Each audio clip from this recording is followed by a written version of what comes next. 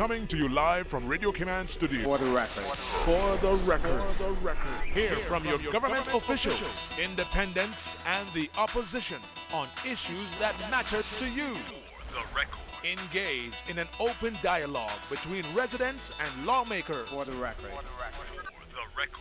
Informative, impartial, insightful. This is your talk show. 1-800-534-8255. Your calls, your input. This is For the Record. And now, your host, Orit Connor. Good morning, and welcome to For the Record. Today being Friday, the 30th day of June 2017, the last day of the month. I want to thank you, our listening and viewing audience, for allowing Radio Cayman and by extension For the Record into your homes, into your vehicles as you traverse the busy streets of the Cayman Islands, or we may say not so busy now that schools are out. We will probably see less traffic on the road in the mornings, less traffic on the roads in the afternoon, but as you still traverse the busy roads of the Cayman Islands, or if you're listening to us from your workplace, be that an office cubicle, or if you're working in the outdoors. For the Record, of course, is a show produced by the staff and management of Radio Cayman, and it is geared towards keeping you abreast of issues as they arise and play out on the local, regional, and international scene. I am your host, Orit Connor, and you're welcome to join me every Monday, Wednesday, and Friday from 7:30 a.m. until 9:30 a.m. Our phone lines are always open, and there is always someone there waiting to take your calls. If it's not that beautiful radio voice of Miss Susan Watson, it's the voice of Mr. Paul Akal. And it is Mr. Paul Akal who is with us this morning. You're invited to join us in the conversation by calling us on our toll-free number provided courtesy of Flow. That toll-free number is 1-800-534-8255. You can also call us on 949-8037 and 949-6990. Of course, if you don't like to talk on the telephone, then email us at fortherecord. That is one word, for the record, at candw.ky. In the studio with me this morning, my co-host, Dr. Steve McPhail, and we expect Madam Speaker, the Honorable Mary Lawrence, to be with us in the studio soon as well. Dr. Steve McPhail, good morning, sir. Welcome back to For the Record. Good morning to you, Mr. For the Record, and good morning to all your listeners here in the Cayman Islands and those who are listening abroad. It's a great morning this morning. The traffic was not so bad, and I believe you told me that before we came on the air that the school is out, and that's probably why the traffic is not so bad, and I got here really, really quickly this morning. So, we were now on the eve. I think it's not the eve yet, but it's close to the eve of our great day in the Cayman Islands. Yes. A great holiday, the Constitution Day, the 4th of July. Well, it's on will be on the 3rd. On the 3rd, we will celebrate it on the 3rd. It's But it is supposed to be on the 4th. 4th, yeah. Yes, but we celebrated on the first Monday in July. In July, yes. And that's quite interesting because on the 3rd of July, it's still significant because on the 3rd of July was the last day of the old Justice and Vestry. Okay. That was the last day of the old Justice and Vestry. And I was on the 4th of July that the new 1959 Constitution came into effect. So we're not out. We're still celebrating a great symbolic day. And good morning, Dr. Mary Lawrence and Madam Speaker. And I was just telling Mr. For the Record and his audience that that on the 3rd of July was the last day of the old Justice and Vestry. And on the next day, the 4th of July, was when the 1959 Constitution came into effect. Yes, and it's quite interesting. I think you have the same material that I have. The speeches of some of the old Western men in those days that some of them were quite nostalgic about having served so long, because remember we had the Justice Investors from 1831, and that served us until 1959, and it was quite nostalgic to read some of the excerpts from the speeches of some of the old Westermen. Some were remaining in the new legislature, and some were going, and it's quite interesting. It's a very significant day. Our Constitution Day is a very significant day, but a lot of us don't take it very seriously. To us, it's just a holiday where we can go to the beach and probably drink some alcohol and travel and go to another country to shop or something like that. But it's a very significant day. And it's very interesting that it's also near Canada Day, the Canadian Constitution Day, and it's also near The U.S. the U.S. Constitution Day too. Yes. And so it's very, very important. Yeah. I see here on one of the government websites, it says the first Monday of July is Constitution Day in the Cayman Islands. This holiday celebrates the day of adoption of the first constitution of the islands in 1959. British took control of the Cayman Islands since 1670 until the 1730s. The islands were largely inhabited, but the situation was changed after the start of mass settlement in the 19th century. In 1863, the Cayman Islands officially became the colony of Jamaica. Jamaica gained independence from Britain in 1950. No, this is all wrong. I don't know who wrote this, but this is all wrong. Certainly That's not not 19. surprising. They have Yeah, 1952 here. It should be 1962. 1962, But the yes. inhabitants of the Cayman Islands wanted to be a protectorate of the British Crown. The islands officially gained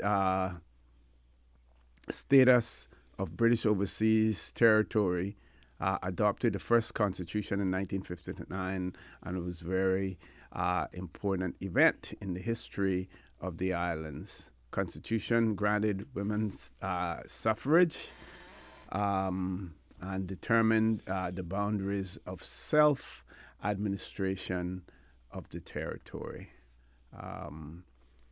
It's actually not a government website that this is coming from. Some company or individuals taking it upon themselves again to rewrite the history of the Cayman Islands, revisionists. But we have two perfect persons in the studio this morning to talk about our constitutions, talk about the 1959 Constitution, talk about the 1962 Constitution that we said never came into effect, and then because it never went to the House of Lords, and then the 1965 one that went and sort of like made everything right. Yeah. That the 62 one was supposed to have done, because obviously things happened under the 62 Constitution despite the fact. And then there are the legal arguments as to whether or not, because it was not laid in the House of Lords, whether or not it still had the legal effect that it should have. So perfect persons to have in the studio with us with that. Madam Speaker, let's hear from you, ma'am. Well,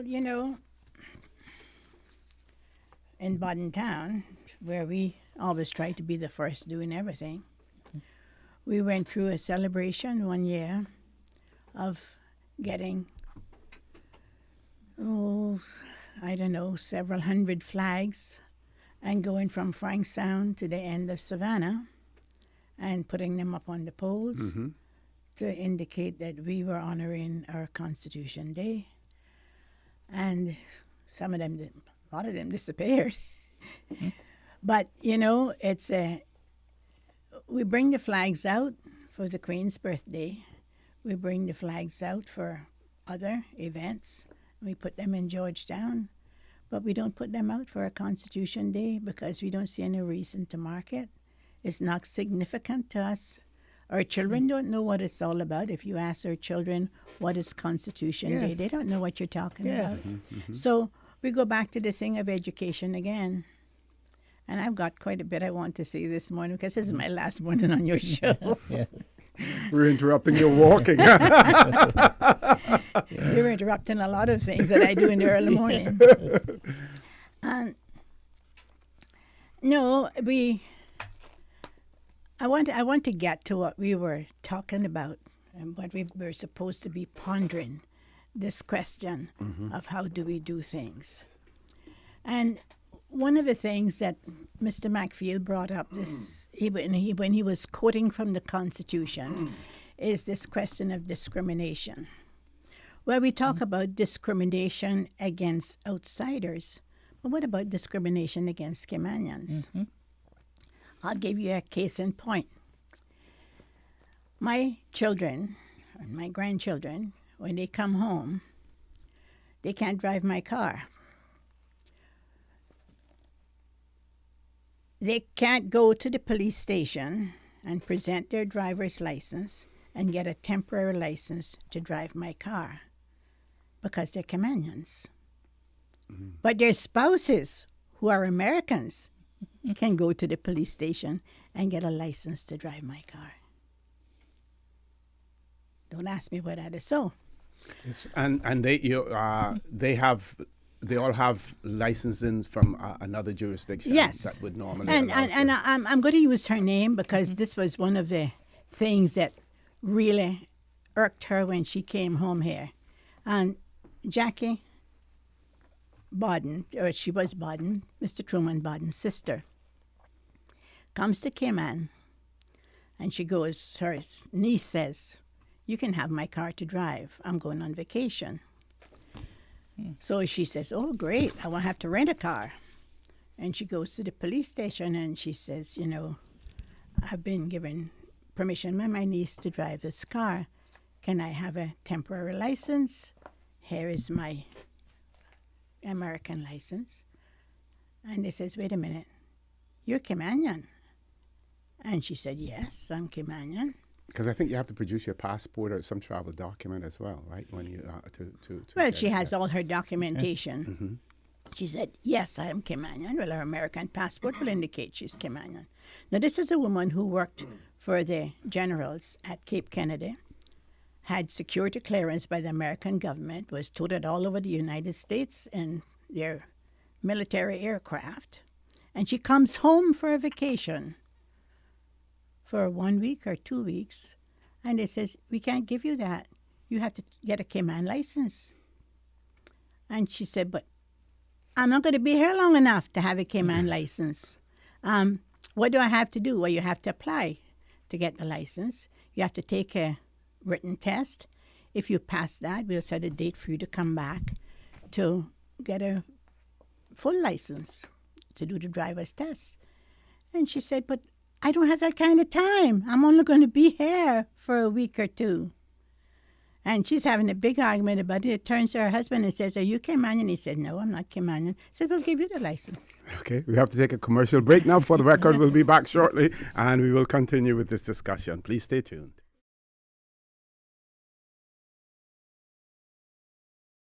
Good morning and welcome back to For the Record. We have two callers online, so we're going straight to the phone lines. First caller, good morning. Welcome to For the Record. Good morning, Good morning, ma'am. and good morning to your panel. Good morning, Good ma'am. morning. Mr. O.C., how are you? I'm fine, thanks. Good. I'm out in the field dropping off letters, looking sponsors, so working hard at this little program that I'm trying to bring forward. Okay. But without any head counts, there will not be no program.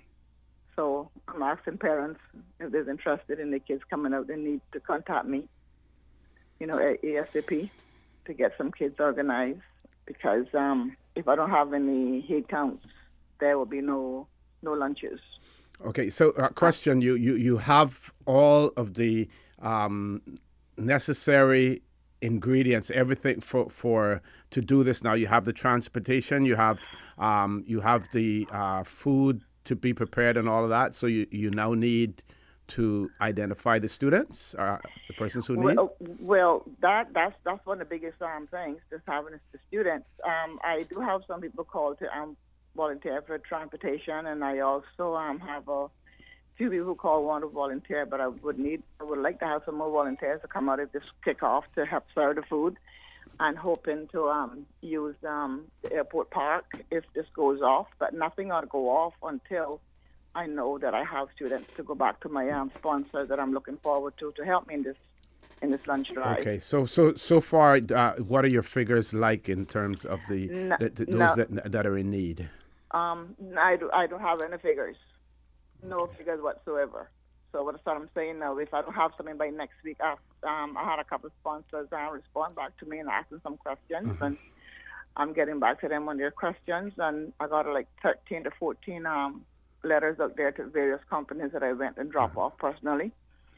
So if I don't get some headways next week from the parents, then I'll just put it on the back burner and thank the sponsors, and hopefully if it works out again, they can come aboard in the future. Okay, not wanting to put you on the spot, but I thought, and I could be wrong, but my understanding was that you had identified people out there, students who were needy. And as a result of that, you were moving forward with this. So I thought that they had already been identified. No, I was based on my work, talking to my kids just within the school itself. Okay. Just for talking to my kids within the school and seeing what I'm seeing on the compound, not out of the school. Mm-hmm. And amongst those, how many? What were the numbers like? Just amongst those that you knew? Because those should be coming forward. We wouldn't want one child to go hungry just simply because we couldn't get 50 or 60 on board. If I could even get 20 to 25 kids, would be a good sign for the caterers, the sponsors to get the food together. You understand? They're not going to come out there for 5 kids with and stuff like that. I don't really think. But like I said, just until next week, I'm going to know if this is going to roll or not going to roll. Okay. Well, keep us informed of that, please. Let's try to see if we can catch the other caller before we go to the news. Bye-bye. Thank you very much. Take care. Caller, good morning. Welcome to For the Record. Good morning, caller. Good morning. Good morning. Good morning to you, Mr. O.C., and good morning to Miss Mary Lawrence and to Dr. Steve Matthews. Good morning, ma'am. Good morning, ma'am. Georgia Ibay. We know who you are. And I'm going to say it's the old Cayman way. I hope all of you, each one of you and all your family members are well. And I thank God that so far my family, they're all well, and I am so grateful that God gave me another day of life. But was it you, Miss? And please, I always say this, don't answer me until I hang up. Sure. I don't mean to be rude, but one of you, I think it was you, Mr. O.C., or was it Miss Mary, that said that Cayman was once a colony of Jamaica. Yeah, I was reading from something that was on. Reading from something. Yes. All right then. Thank you for getting that straight, Mr. O.C. Listen carefully. This you people right there in the studio, and all those who are listening on their radios. This is coming from my heart, what I'm going to say. My 3 grandchildren are half Jamaican. Some of my very, very dear friends are from Jamaica. No, and I love them dearly, the same way I love my born Cayman friends. But we were never a colony of Jamaica. That's correct. We were administered at one time by the governor of Jamaica. Mm-hmm. And I could well understand that. And the point is this, to you people in the studio, all these things, maybe students, those students in our schools, how much do they know about the history of our island? I wonder how many of them have ever gone to the museum and learned all the many things that that building was used for before it became our museum. You know, I've done quite a bit of traveling in my life, and I've met up with people who could tell me about the whatever country I was visiting. But it's pitiful. Our own children don't know our history. It's pitiful, you're right. Needs to be done about that, and done very quickly. And I know, Madam Speaker, and you, Mr. O.C., who works at immigration and has a lot of knowledge, and as for Dr. Steve McFeel, the walking encyclopedia, you all better get up and see that all children on our island, no matter what age, from the little 5-year-old up to the teenagers, know our history.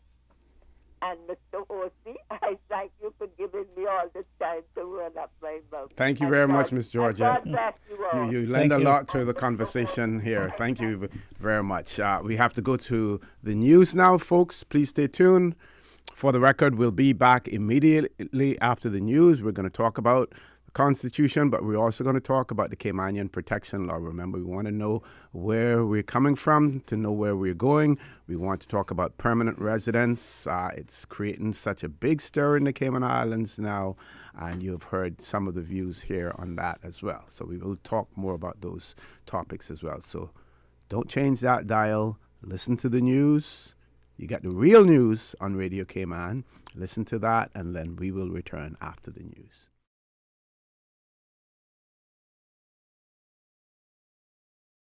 Good morning. Welcome back to For the Record. In the studio with me this morning, Honorable Madam Speaker, Honorable Mary Lawrence, and Dr. Steve McFeel. We're going to diverge a little bit, and I want to, those of you, the Americans call it trivia, and when we talk about it, it's not trivial what we're talking about, but in terms of political or historical trivia. Madam Speaker, your situation, and people, we need to make this distinction in terms of your election as Speaker of the Legislative Assembly. And you're the first person from outside of the legislature that was elected, and the operative word here, that was elected by the Legislative Assembly, because our national hero, the Honorable Sybil McLaughlin, was appointed because under the 1972 Constitution, I'll let you explain it. You're the Speaker. Well, there were two provisions in the Constitution for the a Speaker to be, for the House to have a Speaker. Yes. And for many years, neither one of, I think some 20 years, neither one of them were taken up. And the governor, who was head of the Executive Council and in control of the country generally, was also the president of the House. And the present Speaker, Mr. Bush, decided that that was not exactly the nicest position for the governor to be in. Mm-hmm. He was holding too much power, and he could also direct what was going on in the House, and at the same time sit up there and sign the legislation too. And so he brought a motion. In fact, I think he brought more than one. More than one, yes. To remove the governor as the president of the House and replace him with a speaker. And in 1994, that was finally done. And the motion was passed in the House. And the governor then appointed Miss Sybil, who was actually the clerk of the legislature at the time, appointed her to be the first speaker. And she was the unanimous choice because what Yes. members of the Legislative Assembly...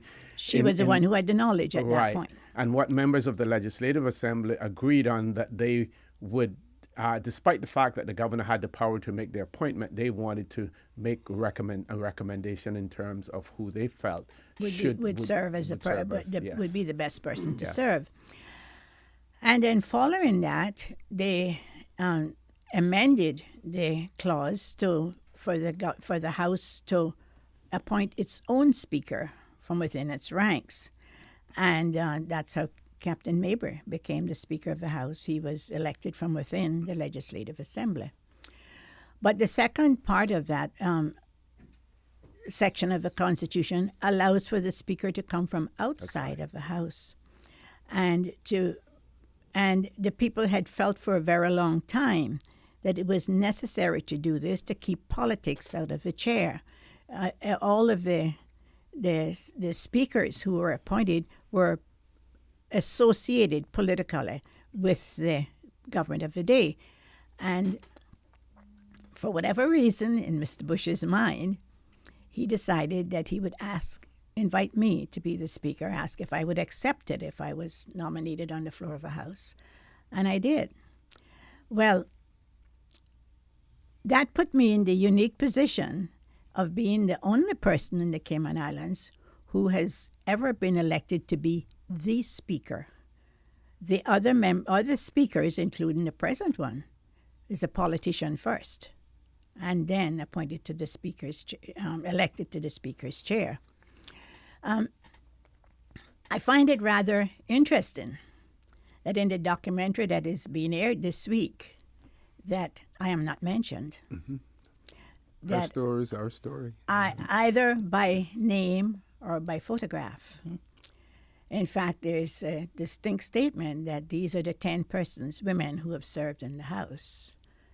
And I find it rather strange that having been such, I mean, if this had been from 100 years ago and they left my name out, I could understand it. But I was neither interviewed for that documentary, nor have I been included in it. And yet it's a documentary that is going to be circulated to schools to teach as an education tool. Mm-hmm. But that's part of being who I am. The name Mary Lawrence does evoke some misgivings with a lot of people because I speak my mind and I do what I feel is right. Yeah. And while I might have been criticized by the opposition when I was in the House for publicly, in fact, on radio shows and everything else, that I didn't know what I was doing, every man in that house knew that I knew what I was doing. And not only did they know that I knew what I was doing, it was pointed out to them on many occasions when they thought that I didn't know what I was doing, that I did know. Okay. So, but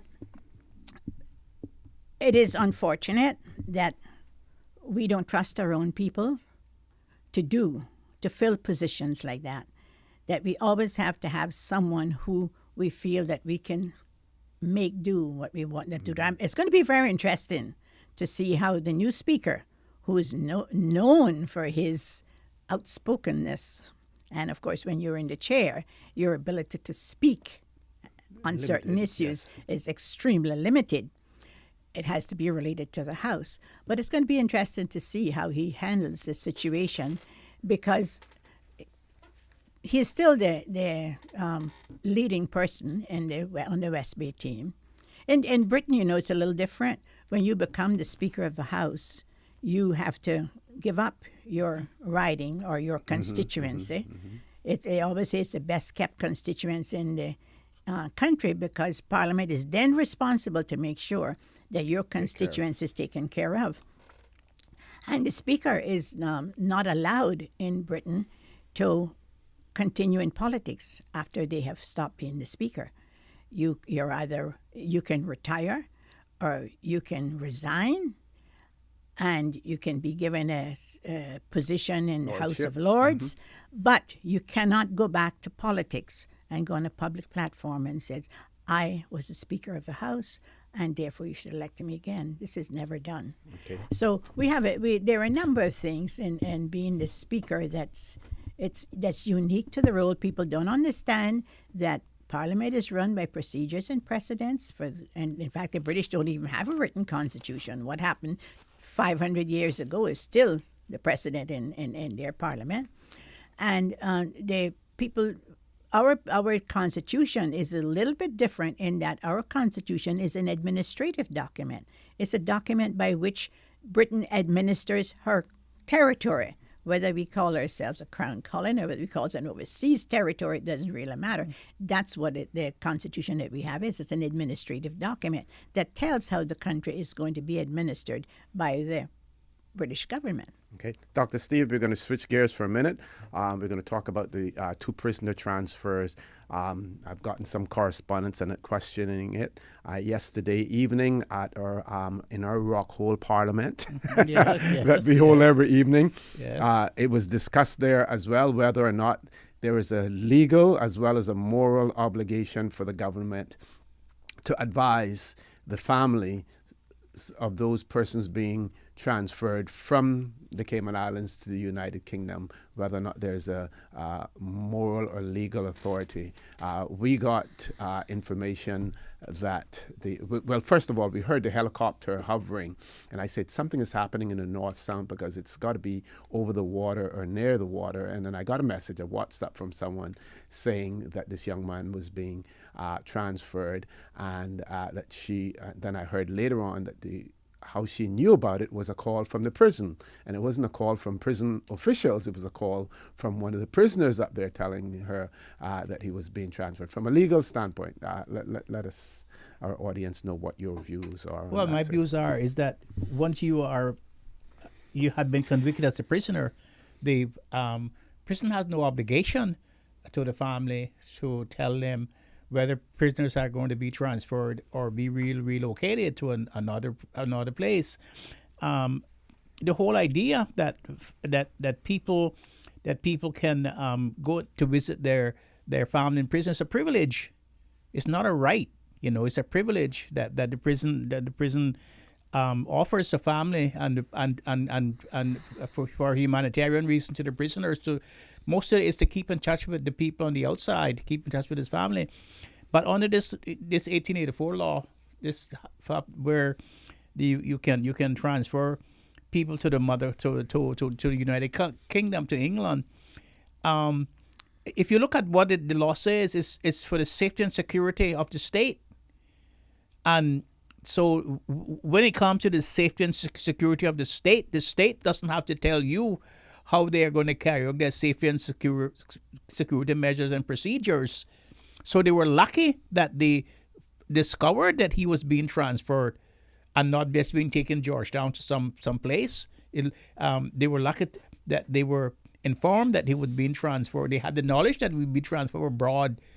And as I understood it, he was transferred on British Airways, direct flight to London.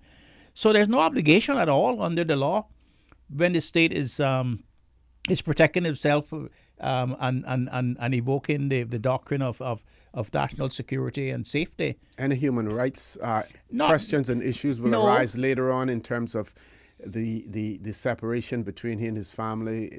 Not really. The difficulties that they will have to endure to visit them, having to travel, by sea or air for thousands of miles. You don't have any rights when after you have been convicted and become a prisoner. Your rights are gone. Gone. That's the whole reason for the the incarceration. Exactly. But we have done this. We have gone this road before. We have Caymanians who are incarcerated in the United States, and you'll hear that they're in this prison in Florida today, and then all of a sudden you don't hear any more about them, and you find out they've moved them to Arkansas, or they moved them to Tennessee or some other place for whatever reason. Maybe they were causing problems in the prison. Maybe it was for their own safety because they didn't fit into the group that was there, or whatever it was. You're not told when these transfers are being done because it can be a serious matter if somebody tried to interfere with the transfer. Okay, well, thank you very much for that. We're going to take a commercial break. When we come back, we're going to revert back to Madam Speaker, since today is going to be her, I shouldn't say the last day. She will take a break for a while, but we want to have her back. But we want to give her an opportunity. There's such a wealth of knowledge that she has, either in her head or documented elsewhere, that we know that she wants to share with us as well. So we want to have her do that this morning as well. So please stay tuned. For the record, we'll be back immediately after this commercial break.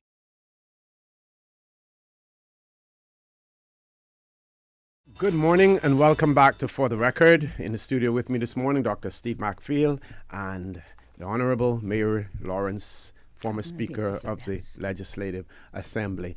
Just before we go to you, Madam Speaker, Dr. Steve, for the benefit of our viewing and listening audience, Section 16 of the Constitution that you have quoted on more than one occasion, I'd like you to do that again to remind those pundits and those critics out there who are dissecting and analyzing the government's decision, what our Constitution says in regards to.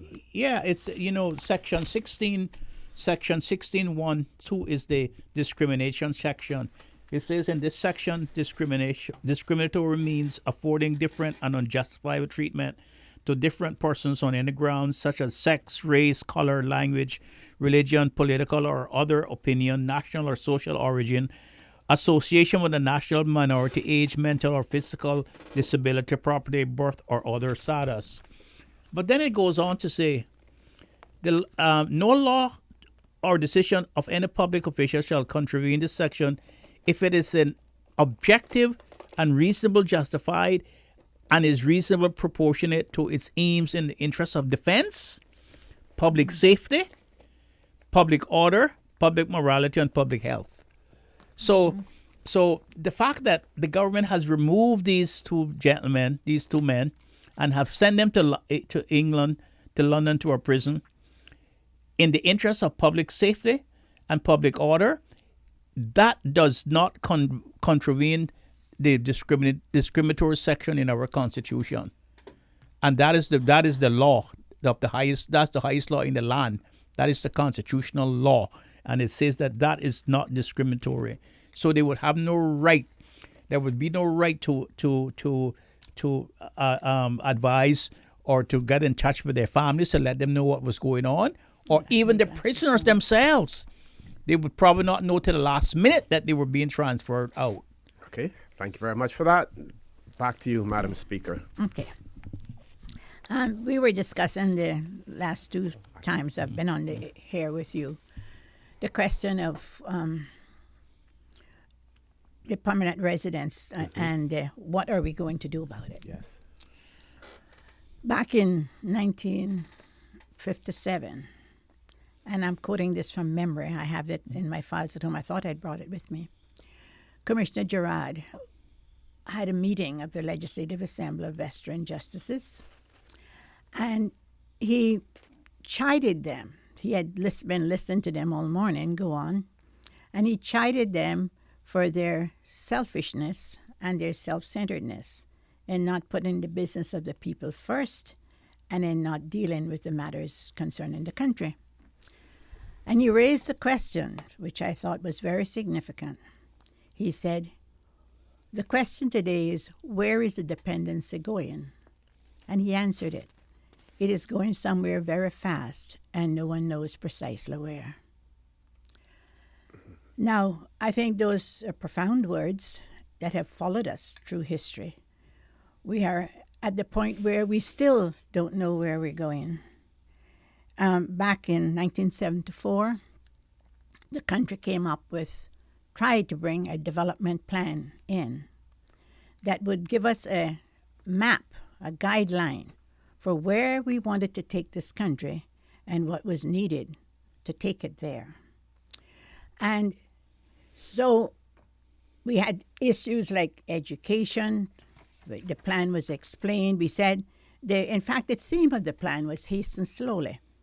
And it said that we needed a breathing space. We needed to pause, get this thing right before we went any further. Of course, the outcry from so many in the community, and which influenced so many others in the community who didn't understand what was happening, was that we didn't need this. Nobody should tell us what to do. And so in that plan, we had things like water and sewage systems were vital. We still don't have a sewage system. Cheaper housing needed to be addressed. There was need for better land use. There was need for selective tourism. There was need for beach leases.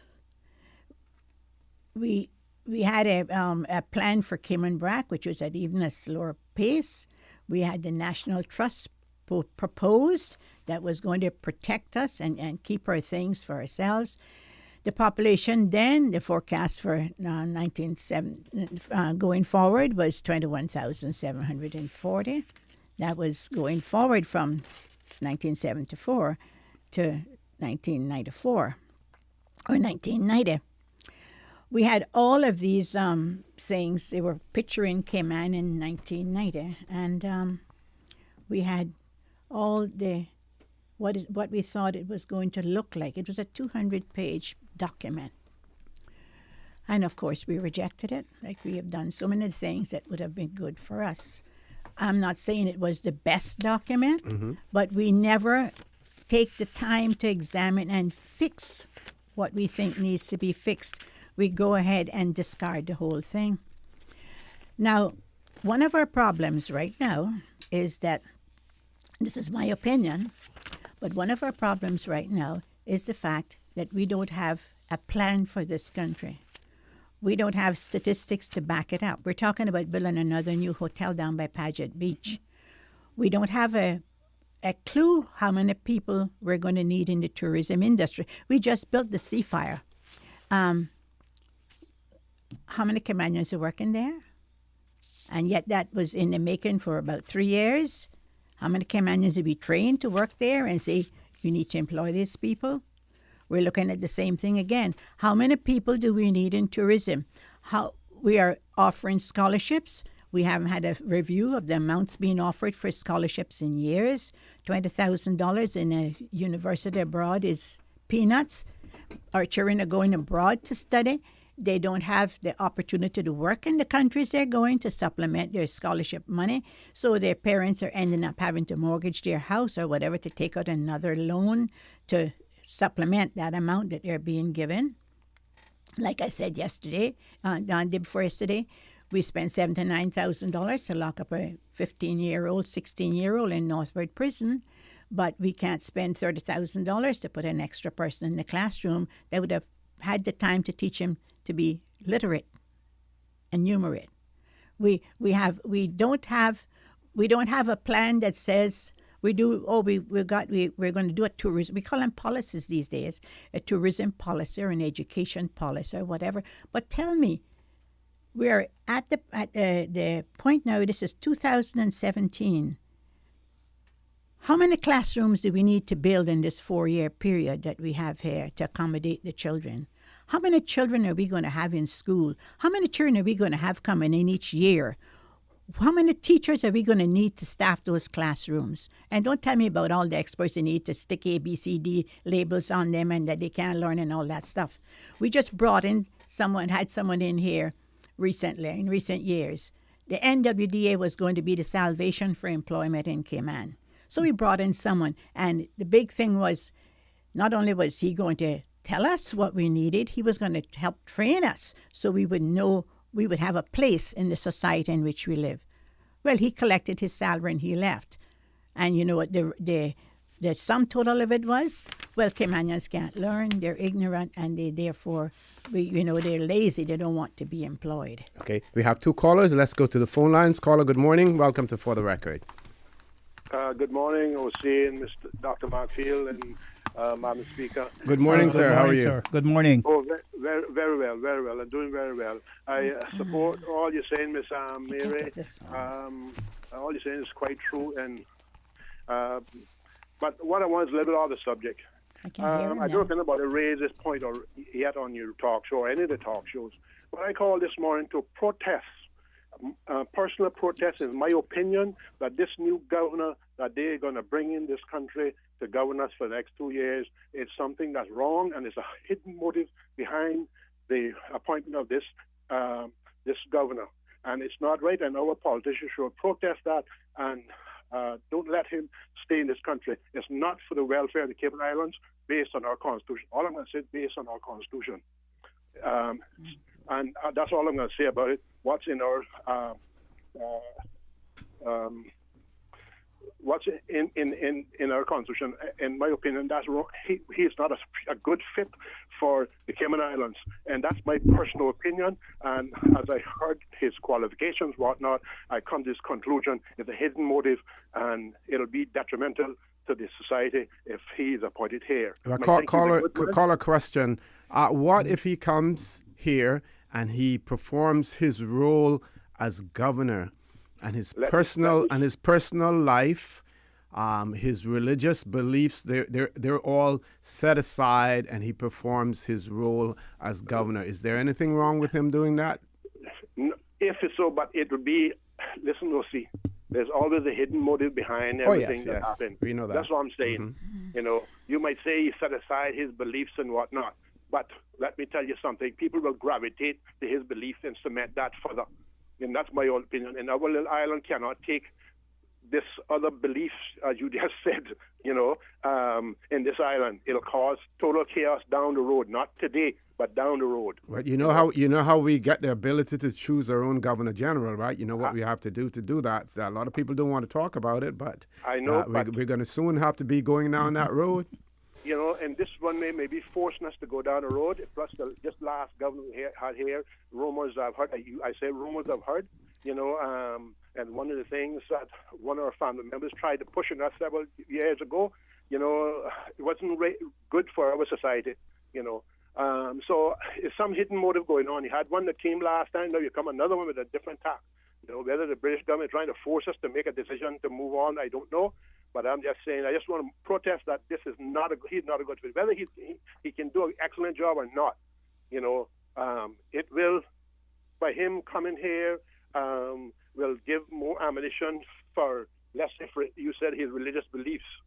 That's all I'm going to say about it. I don't want to go on like I'm a racist or anything like this. Sure. But my personal feeling, when you have that gut feeling about something, you got to act on that. And that's what I'm calling this morning on, that I just feel that it's not a good fit. It's a hidden motive here. British government is trying to push a lot of stuff that's happening in their country down here to get rid of some of their problems that they have created themselves. Got you. Thank you very much, caller. Thank you for that. Let's take the other caller. Caller, good morning. Welcome to For the Record.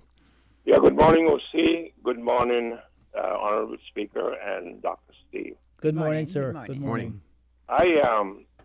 I really enjoyed the show. I mean, the intelligence and the information, good information that is coming out on the show is just worthwhile, and I hope you continue to do it, OC, because it's the best show on the radio. Thank you very much. Thank you very much. What I want to talk about this morning was, as Ms. Mary was talking about, the things that were proposed back in the 70s, and nobody seems to I don't think they're without intelligence and didn't see the importance of it. But I know what happens in Cayman. It's either my good buddy or my friend or my family or somebody says, boy, don't do that. Now you're going to kill me if you do that, and this kind of thing. Not thinking that it's going to be good for everybody when it's done. And this is what has happened. I remember when Dr. Linford Pierce was in there, he had proposed, that was back in the 80s, proposed to do a revitalization in Georgetown. And at that time, I'd spoken to him about it, and I told him, because I know that Georgetown, it still doesn't have a sewer system, as Ms. Mary said. All of these things, and I that Georgetown should be a pedestrianized little town. It's a small town. Georgetown is not very big at all.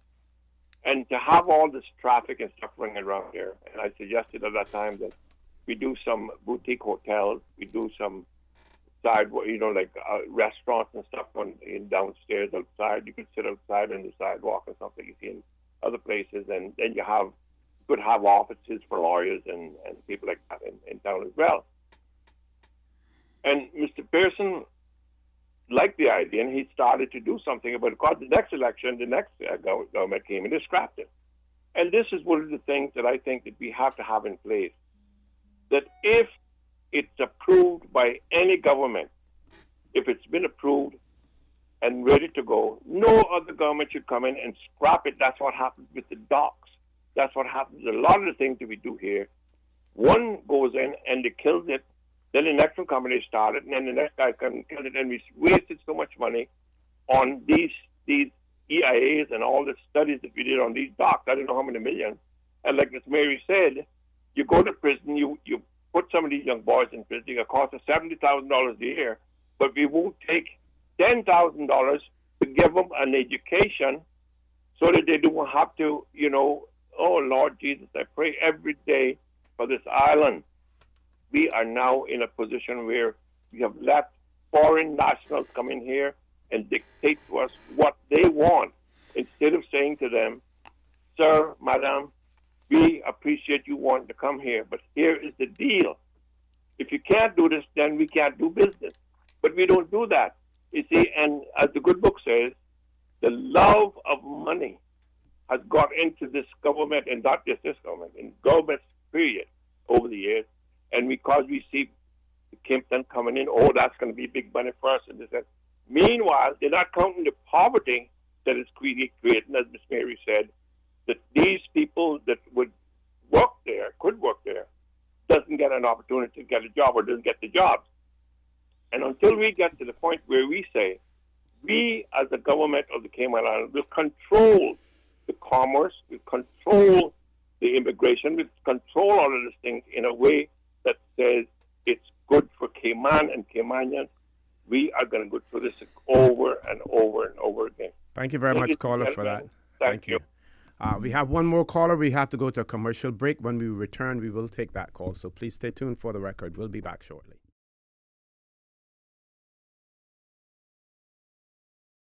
Good morning. Welcome back to For the Record. I'm told that another caller has joined us since the commercial break. So we have two callers that we're going to take.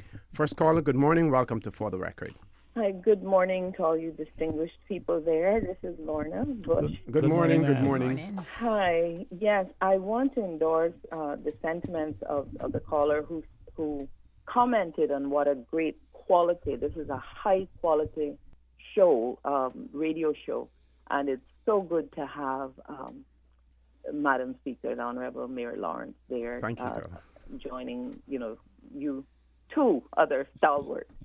I also want to endorse the sentiments of a caller who spoke about the appointment of a Muslim governor to us here in the Cayman Islands, which, as we know, is a predominantly Christian society. If I'm not mistaken, that is spoken of right in the very preamble or the first section of the Constitution. That's correct. About our Christian heritage. I have to question that, and I will also say that, in my opinion, yes, there is a hidden agenda. There always is. The current governor, her agenda was to advance the rights of the LGBTQ and everyone else under those letters. That's the agenda there, and there's been quite a bit of advancement in that regard. This one, there is a hidden agenda, and I think we just look at the amount, the influx of foreign nationals here that are not Christian, and we'll see why we're being sent a Muslim governor. Now, I want to know, and I heard you, Mr. Connor, when you said, what we would have to do to be able to have some say in that. But I think it was on your show, or perhaps the day that Gilbert filled in the afternoon show, that some reference was made to one of the other territories who have a say in the governor that's appointed. They made reference to and I'm not sure if it was Bermuda or it may have been Canada, which is a whole different story, but that the representatives there actually get to go to the UK and participate in an interview process. It's possibly Bermuda, because, of course, Bermuda has a more advanced constitution than us. And not only that, remember, until the Progressive Labour Party in Bermuda, which is the party that represents black Bermudans, came to power, it was always the United Bermuda Party, which was a white party made up of people who with British ancestry and stuff. So the UK government always favored them and deferred to them. So, in those days, yes, they got the opportunity to talk, to confer, and to know who their governor was going to be and discuss it beforehand. But they don't have it now. Is that what you're saying? I don't think you see as much of it now as before. Mm-hmm. Well, I really do believe that even without full independence, we should be able to participate in the choice. I mean, if we're given a short list or something, because someone came up with the idea, and how did they do it? I don't think they pulled a name out of a hat. You know, I believe there had to have been some process in which there was a short list, and then this man came up as the one. And I think our government should insist on us getting just a little bit more say at the table. I mean, me personally, I don't have a problem talking about independence. I don't have, and I say that so that you know I didn't mean independent. Which I was fooled when it would first come on here speaking about your show, because it used to refer to something about the government, the something, the opposition, and independence. And I thought it was DENCE, and I was so excited we will get to talk about independence. We still do, though. We still do. You know, I'm a huge proponent of that. I feel that it is demeaning for any nation, any peoples in the world to be subjugated to a higher power other than their own. Well, we're voluntary colonialists. I mean, we're voluntarily colonized, and our people tend, I would say, out of a certain degree of ignorance, to not even want to talk about it. And unless you speak and we get it all out there, how can you make an informed decision? You know, this always baffles me, that people will just say, no, but you haven't even listened to the facts, to the arguments. Anyway, I'm digressing a little, because the final point I wanted to make before I have to go, the word protection, we may say it's just a matter of semantics from when we were the Cayman protection law as opposed to the immigration law. But be that as it may, even if it was just a change of the wording, I like the word protection, and I believe Caymanians need to be protected more than any other species on this island, and everything else has a protection. There's animal protection, there's shark protection, there's stingray protection, soldier crab protection. You know, why is it offensive for us to have a law that refers to the Caymanian, who are the most endangered of all the species, to be protected? I think we should move some motion, something, to get that word back in there, even if it is only a matter of semantics. It portrays something that is seriously missing for our people, and that is protection. The 20,000 ancestral Caymanians, the 20,000 or so of us that can trace our roots back, need protection. And I'm asking for whoever it is. And in my case, my district representative is the Honorable William McTaggart, and I did not like the idea of single-member constituency, but I'm going to use it to the max. So he is the representative for Georgetown East, where I live, and we want to be protected. We want that word back in there. Thank you so much. Thank you very much, caller. And just we're going to go to headline news, but before we go, very quickly, because I want to really fill in for this caller. And I trust that she's still listening. And I will again very quickly read from Mr. Benson O.E. Banks's introduction of the Caymanian Protection Law. To me, it is more than semantics. That law was designed to protect Caymanians. And how do I determine that? Here's what Mr. Benson said. It is the responsibility of those of us who are charged with the government of this territory to bear these factors in mind always.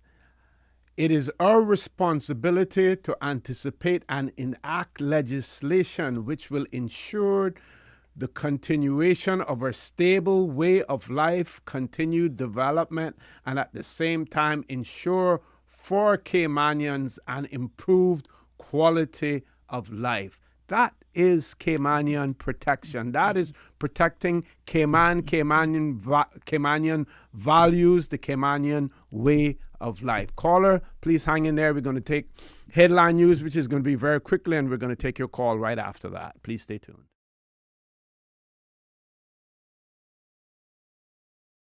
Good morning. Welcome back to For the Record. Going straight to the phone lines. Caller, good morning. Welcome to For the Record. Thanks for being so patient. Oh, that's okay. See, I know, I understand. Good morning to you. Morning. Good morning. And good morning to your guests. I just want to make a quick comment on the mosquitoes. Yes. I'm able now to enjoy me and my wife out on the dock in the afternoons up till about 7:30, when the sun dips down. Mm-hmm. And we may get one or two mosquitoes, and nothing like it was. And the point I'm getting at is that there was so many critics when Dr. Petrie was attempting to do what they were doing with the mosquitoes, and everybody wanted to crucify him. But it's fun to know that I listen to your radio quite frequent, every chance I get. Right? I did complain on Wednesday about him, though. Oh, you did? Yes. And you did. Okay, I didn't hear that. But I mean, I'm able to enjoy the afternoons because that's the best time of the afternoon to sit out on the dock and enjoy it. And it's there's very few mosquitoes, and I don't hear anybody else getting onto the radio and say, well, they're experiencing the same thing. I mean, if they are, let us know exactly what is happening. But I think the gentleman is doing a fantastic job, and he needs to get credit for what he's doing. Mm-hmm. I mean, not just criticize him all the time. I mean, we are human beings. We can't do everything right all the time. One person did it, and you see what happened to him? They crucified him. So, I mean, we'll just say, just accept it and deal with it, and, just give thanks where thanks is thanks and credit where credit is due, and just go along with it. But, there's too many critics that, is ready to jump up and say, well, they don't know about this and we don't think you should do it. I mean, come on, before you try something and it doesn't work, then you criticize it. All right? Thanks very much. I just had to get that off of my Thank you very much, caller. Thank you very much for that. Two more calls. Hello. Go right ahead, caller. Welcome to For the Record. I got a double call. Yeah, good morning, Mr. Oski and your guest there, Dr. Lawrence and Dr. McPhee. Good morning. Good morning. Hope you all are okay. Thank you. I think you all got a very important topic talking again, as usual, about, like Ms. Lerner would say, our independence, and we might as well get the space of facts. Because like one of your previous callers earlier were talking about the new governor that is coming. I guess they said two heads are better than one, but I'm on the same opinion as he is, that this is a setup for us again. Because, and again, that's just our opinion. That's my opinion. That they're pushing all these different nationalities, and again we're gonna get. They were told a few years ago that they were planning on building a mosque here, so I guess we'll soon get that. And we were also told that the Filipino nationality, whether it's a fact or I don't know, said the Filipino nationality had met the government, Mexican government, to give them a piece of land so they can build their own community and their church. I don't know where all these people get all these rights in poor Caymanians. Only the animals in Cayman are going to rights, because the poor Caymanian people, it's learned to say human beings are going to rights. So I don't know who has stand up for us, but I thought that's what we were electing governments for, but I don't know, we look like we're up against a hard wall, and you know what happens when you get against a hard wall?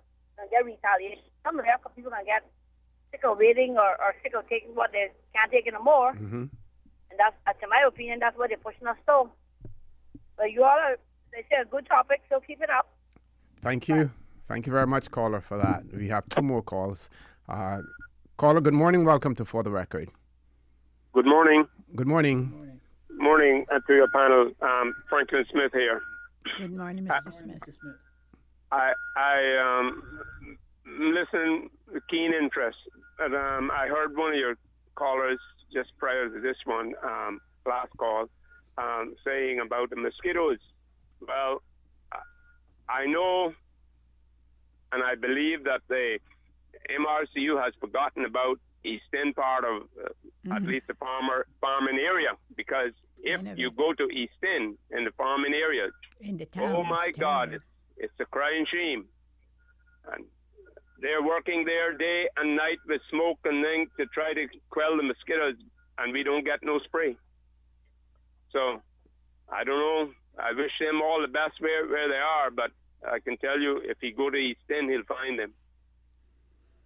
So I'll hope that one day the mosquito research plane will spray up there to help the people. Thank you. Thank you very much, caller. Next caller, good morning. Welcome to For the Record. Hello, good morning. Morning. How are you doing, sir?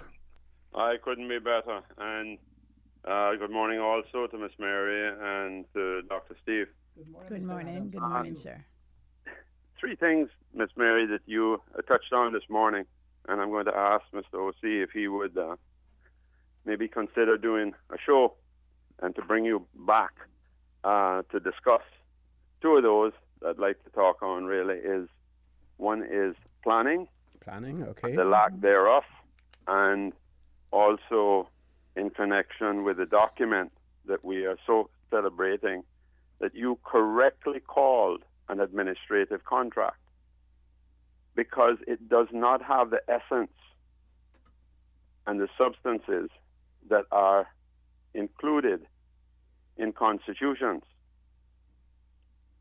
Section 31, 81, and 125 clearly show that the Constitution as written is not our document. It is not our people's document. It's what they fooled us into believing, that what we were getting was a document after all those discussions that they had in some of them in secret, some not, but finally, of course, it's all revealed, and through freedom of information that many would want to shut down.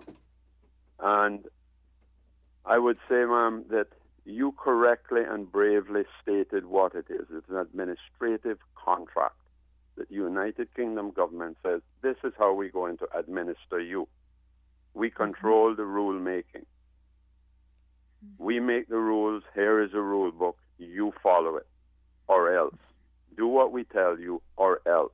We are going to institute and put the rules in place. So it limits the functionality of what we just had elections, the functionality of what our legislative assembly is, which some people mistakenly refer to as parliament. Parliament is only for sovereign nations, that they can make a decision. Yeah. We can make no decision unless they give permission from the United Kingdom. And of course, a lot of that is smoke and mirrors. They agree to it before it goes there. Remember the telecommunications law in 2001, what happened to that? Mr. O.C., you can discuss that with them. Where the governor, without any oversight of the court, can tap into any communication that we have. No privacy exists, none.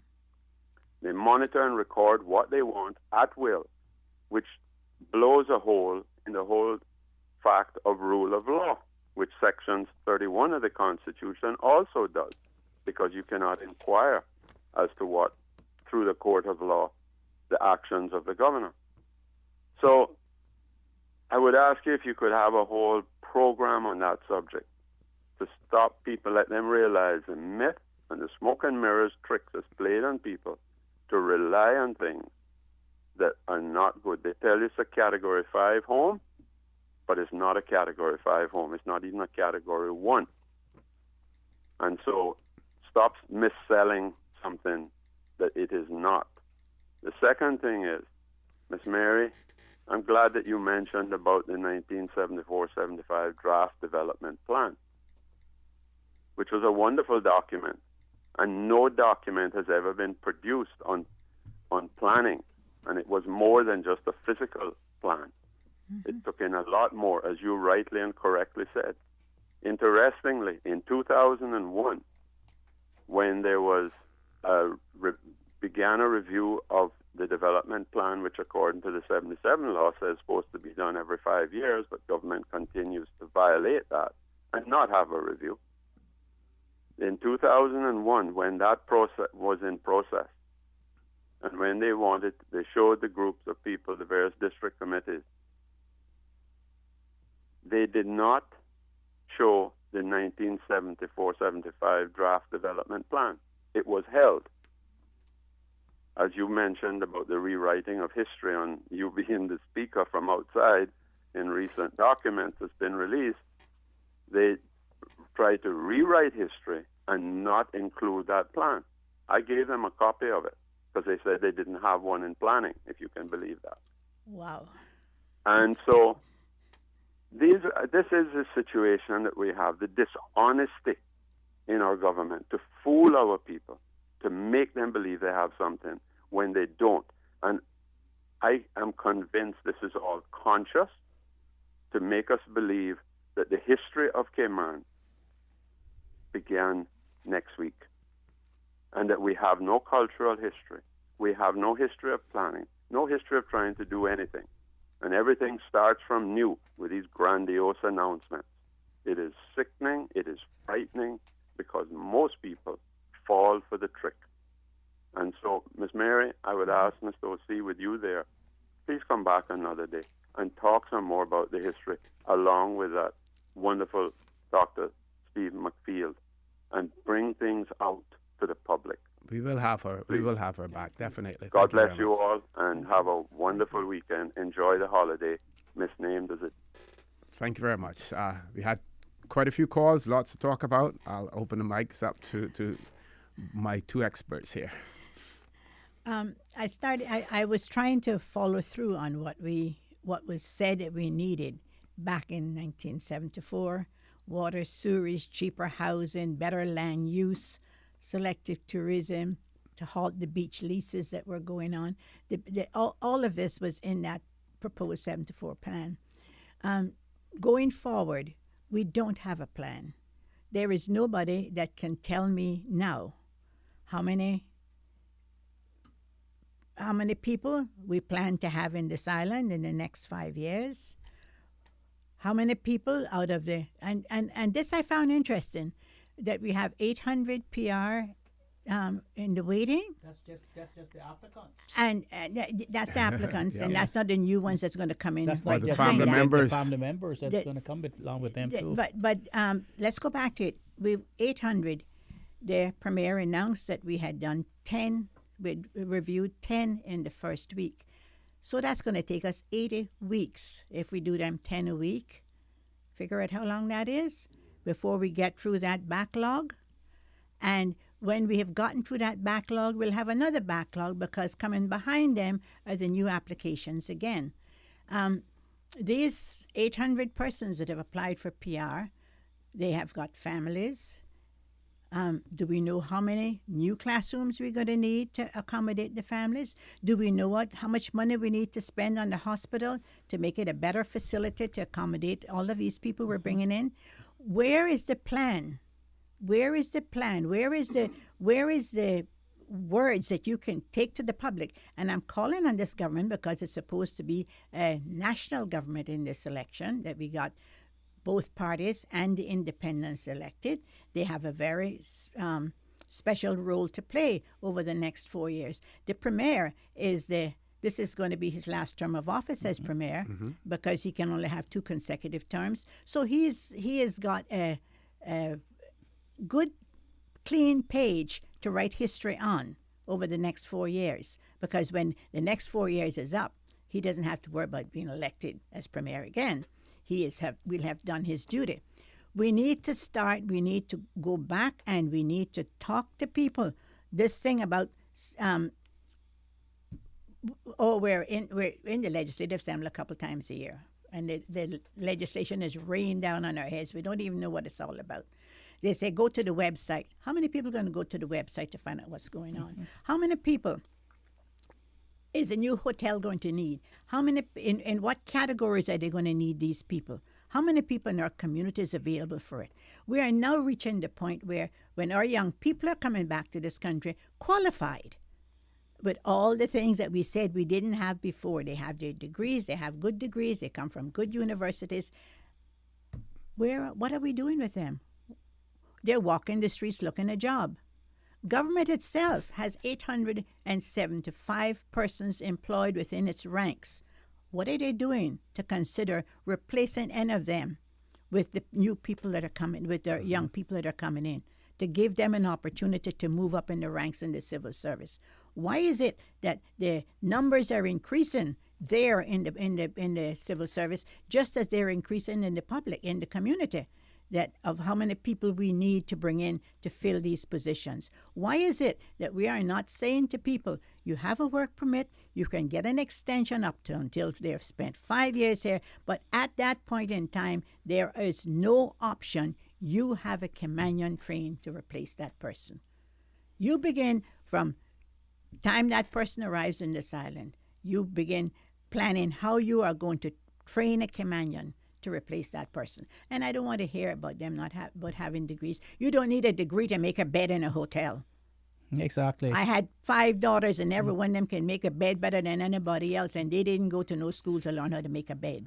That's right. Although, I will say this, back when we had the comprehensive system of education, we had a unit within the high school where children did learn how to make beds and how to set tables and how to do all the things that was needed in the tourism industry. And they would go on to be the movers and shakers in the tourism industry. What is happening to us now that we have lost our way so badly that we cannot plan for our people?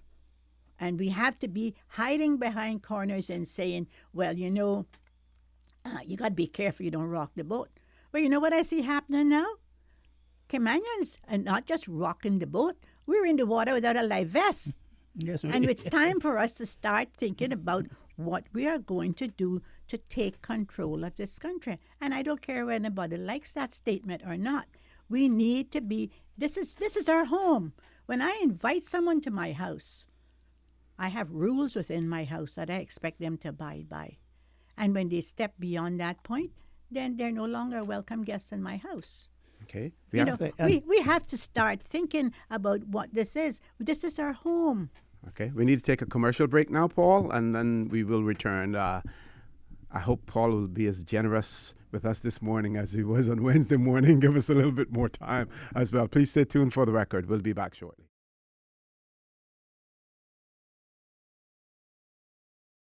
Good morning and welcome back to For the Record. In studio with me this morning, Dr. Steve MacPhail and the Honorable Mary Lawrence, former Speaker of our Legislative Assembly. We're going to give her more of the mic this morning because this is the last morning that she will be with us for a while, but we have already had an invitation extended already by our listening audience, so you're going to be in demand, and we're going to be calling on you, Madam Speaker, as well. One of the problems we have had is that we have accepted, and it comes from the political arena, that we can't do anything about the position we're in. That we have, because we are a British overseas territory, we can't do anything about the position that we're in. But the fact of the matter is, most of the problems that we have in this country, we created for ourselves. We're the ones who go to Parliament and pass legislation. We're the ones who elect people to go there to represent us. We're the ones who stay silent when we don't like what happens. Most of our problems are self-inflicted, and it is time for us to understand that this grand and glorious era when we might become independent or that we might move towards independence, if we did get it, we're not prepared for it because we have not trained our people to stand up and stand out. We are not educating our people to think for themselves. We don't have anything in our school system that tells them who they are and where they came from. We don't have anything in the courses there that tells them what the Constitution is about and what the Constitution means. We don't have anything here that tells them about the civil service and how the civil service works. We don't have anything in our schools that tell our children how the courts work, how the law, what the laws mean in relation to their lives, what does the drug law mean when they come before the court, what does the traffic law mean when they come before the court. We don't have any of that in our schools. And because we don't, year after year, we graduate children, 400 this year plus. We graduate children and we put them out there, and the next election they are going to vote, and they haven't got a clue what they're voting for. And they haven't got a clue where they're being taken. Dr. McPhail, anything to add? Pardon me? Do you have anything to add to those? Yeah, just one example, and I'm going to the medical field. Just one example. I was speaking the other day to some of the people who are in charge of the medical dental association. They're in charge of registering the qualified doctors and dentists. And one of the things he said to me was, he said, "Steve, do you realize that there's something over 50 dentists in Cayman Islands today? 50 dentists that have work permits in Cayman Islands today. And among the 50 dentists, there's not one Caymanian dentist. The last Caymanian dentist that practiced here was Dr. Adlin Marion, the late Dr. Adlin Marion. Mm-hmm. And he was saying to me, what is odd is that he does not know or does not have any information as to whether or not the government has gone to the schools, has seeked out other Caymanians who would like to become dentists. And then he says to me, even if they were sought out and they had gotten scholarship to go off to become dentists, how are they going to fit in? But they have 50 already. How are they going to fit in with these 50 who have crowded them out? And he says, the thing that got him, there's no space for new Caymanian dentists to come in. That is just one example of what's happening here in this country. And it's all about greed. And as I have said before, and I'll say it here again, more is not better than enough. People have enough and they want more and more and more and more. And what we have allowed them to do, we have sat down and allowed them to import cheap labor from all over the world to come into displace our people. And what they are doing, they're selling the certificates of cheap labor, and they're using the money from that to give our people's hand-downs.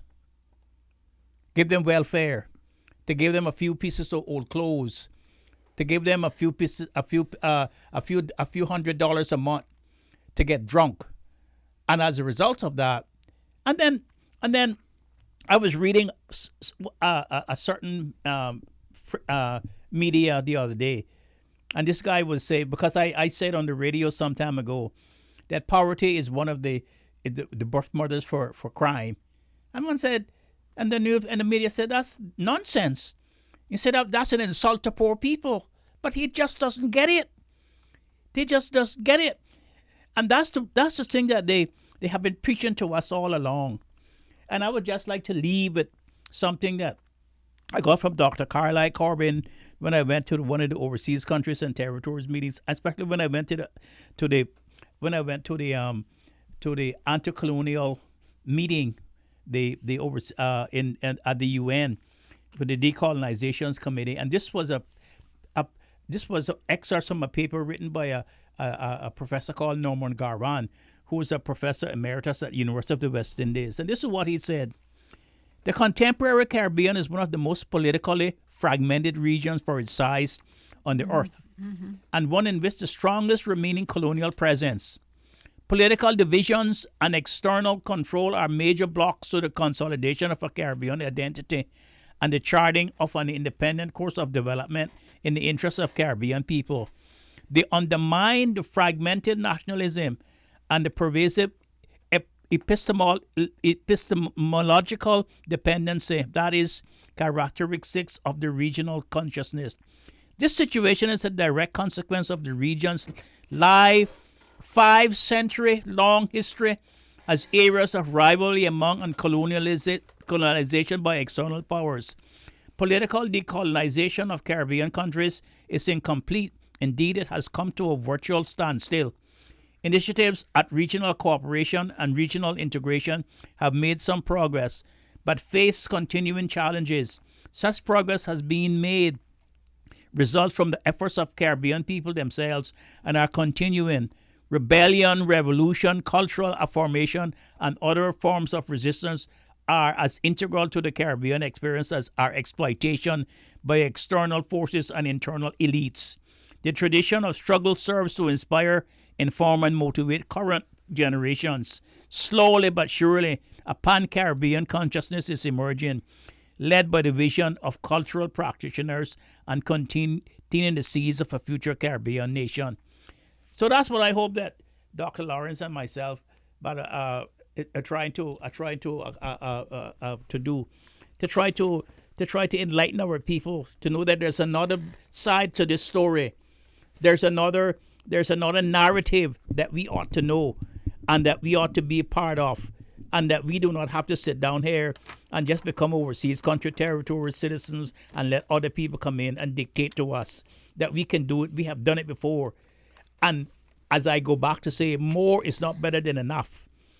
And we have to let that resonate in our communities to the people who want more and more and more at our expense, at our children going to prison, and at our people dropping out and losing our homes and losing our way. And I am glad that your listening public has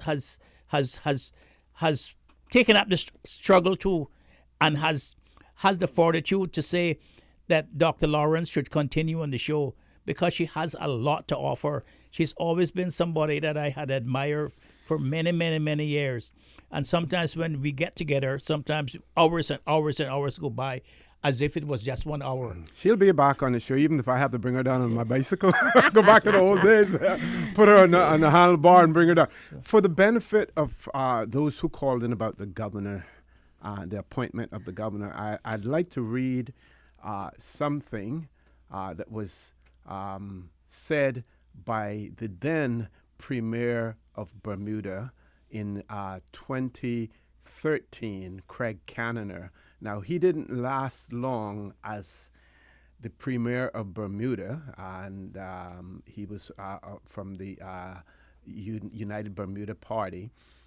He didn't last long because there was a scandal in relation to him traveling on a private jet to go somewhere in the States, and it was by a financier who wanted to set up a hotel, and then there were denials about it, and then when it was all exposed, he was forced to resign the premiership, but he stayed with in the government, and I think eventually he may have gotten a ministerial position again.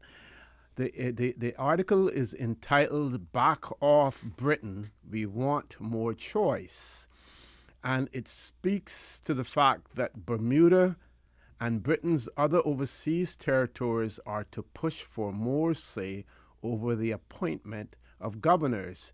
Premier Craig Cannoner said that UK territories want more say in how governors are appointed, and either a reduction in their power or more say over their decisions. Stressing that he was not talking about independence, Mr. Cannoner added, governance of the territories is a hot topic. How governors are chosen for the overseas territories. The Premier was speaking from Gibraltar, where he was meeting with other heads of governments of the overseas territories in the run-up to the summit meeting in London. It's time for a bigger seat at the table. He said that the UK territories wanted more say on how governors were appointed and either a reduction. So this repeating it. Now, what I would also like to point out, Bermuda, because of its historical presence and the historical perspective, it was actually the second British colony after Virginia in the Western Hemisphere, and Gibraltar occupy two important strategic positions. Bermuda during the war and Gibraltar now because of the situation with Spain. They have had a history of having governors appointed who were military persons, either admirals or, various capacities. And that's, again, because of Bermuda's history and during the war. More so, Gibraltar now, as a result of the rift with Spain, the claim that Spain has over Gibraltar, something that has not been settled in hundreds of years, and we don't know when it will be settled, but they have always had as their governor a military person because of the possibilities of some military conflict taking place sooner or later. So they have their histories in that regard. But it is quite clear that Bermuda doesn't have any more say in terms of the choosing of governors than we have. They may be told, well, we have 3 or 4 candidates that we're considering. What are your thoughts on these? But nothing is binding, on them in that regard. Madam Speaker, back to you. I want to give you an opportunity to say as much as you can say in another 5 minutes. I'll try. This last couple of weeks, there's been a lot of graduations. And I went to the graduation at Clifton Hunter. And almost 200 students were graduating with 5 or more passes. The PTA singled out 10 students as being super students. They had 12, 13, and 14 passes, excellent passes at A's and high B's, most of them in A's. And I sat there and I looked at them and I thought to myself, what is the plan for them? What are we going to do with these young people? And the group below them had 9+, and that was a large group of students. What are we saying to these young people that is going to give them some kind of hope for the future? And I want to read from a 1969 survey that was done on this island. It was actually commissioned by the Chamber of Commerce. And the section on young people reads like this. Cayman's young youth holds the key to success. The lives and attitudes of the Caymanians are bound to change within the next 5 or 10 years. This is 1969. The stability of the government and the pattern of business life will depend on the direction this change will take. If the young men and women on the islands have hope and faith in their community and can set goals for their personal futures, the Cayman Islands could remain a uniquely pleasant place to visit, live in, and do business with. But there are many tragic examples throughout the world of what could happen to the Cayman Islands if people are deprived of hope for their future. The young men still find, it is a time we're still going to see, find sea life offers them a better future outside the islands. Many still think the best jobs are at sea, enabling them each to send a family a monthly average of $280. There is still too little to do in leisure time. Apart from the commercial colleges, and then with Sylvia Gill teaching shorthand and typing, there is no opportunity for a trade school education, whereby young people could learn skills in nautical, engineering, construction, electrical, catering, and service industries.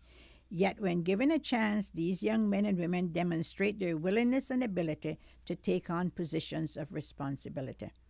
Without exception, all interviewees place the need to cater for young people as a first priority. What is happening to us in this country? What are we doing to cater to these young people that we have coming out?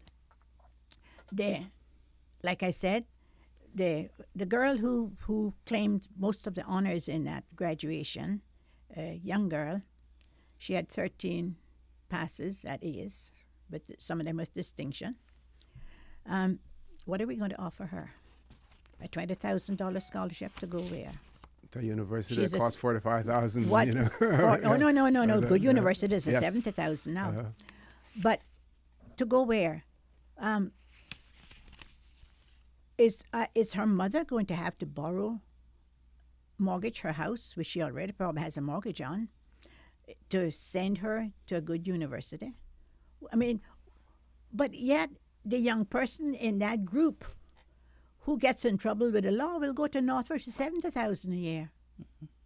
You know, we need to sit down and review where we're at in this island and set some serious goals about where we want to go. And we need statistics to back it up.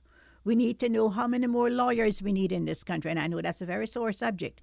But our law school is graduating young Caymanians that are going nowhere really fast because we don't recognize our own. You know, law firm says, well, you know, the Cayman Law School, I beg your pardon. The Cayman Law School is connected to Liverpool University, and they take people coming from Liverpool University, and they put them in their law firms, and they groom them for the higher up jobs. Come on, let's get real.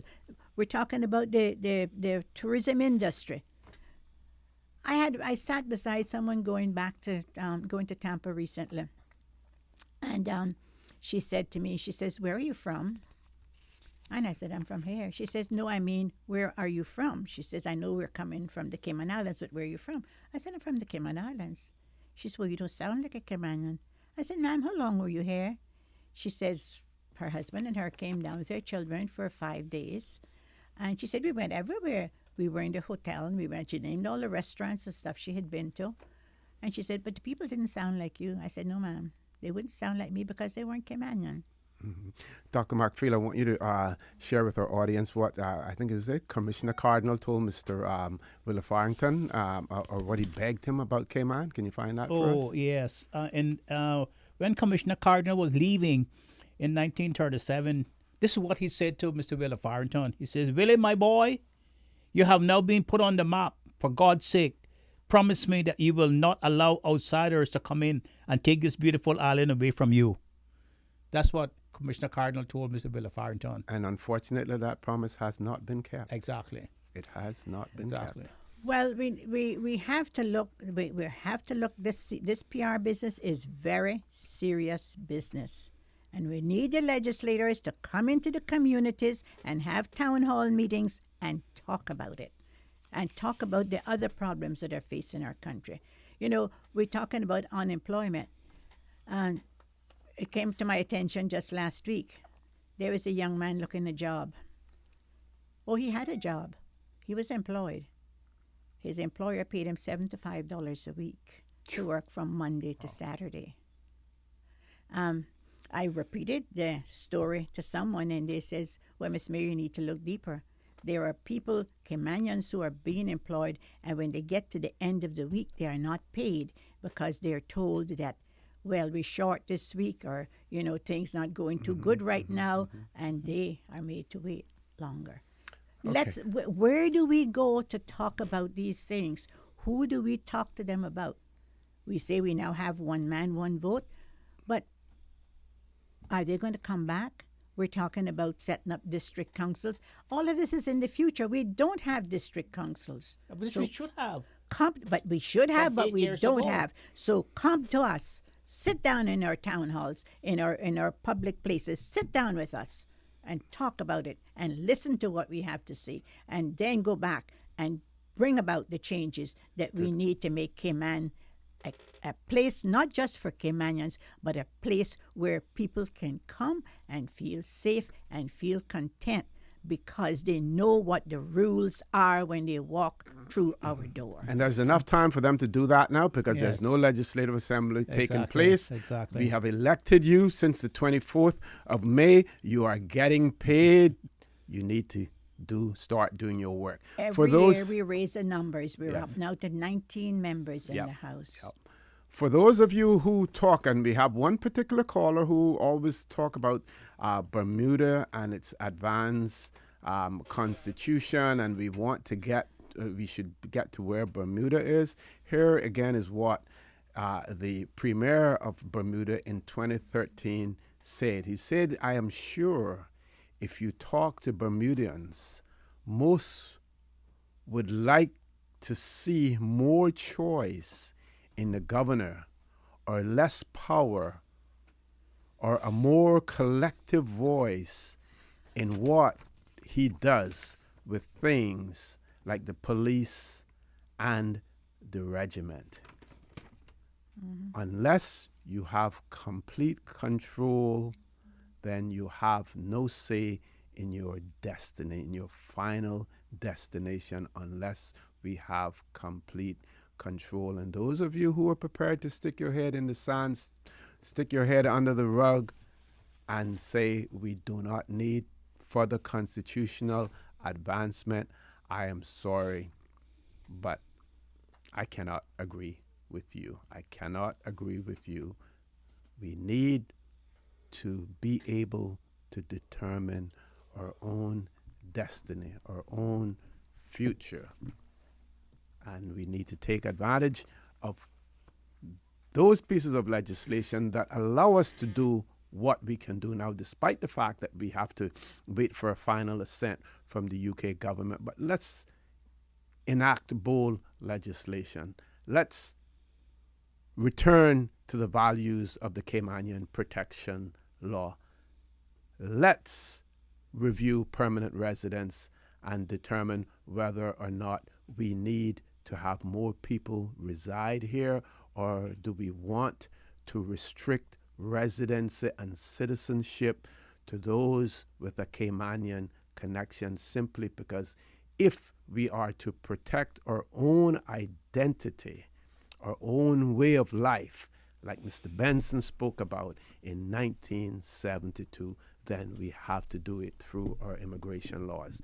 Maybe or maybe not, the UK will allow or disallow it. We don't know. But until we go down that road, we will not know what is happening. Folks, I want to thank you. I want to thank my panel here this morning, my co-host, Dr. Steve Macfield, and Dr. and the Honorable Mary Lawrence as well for being here. And we welcome her back.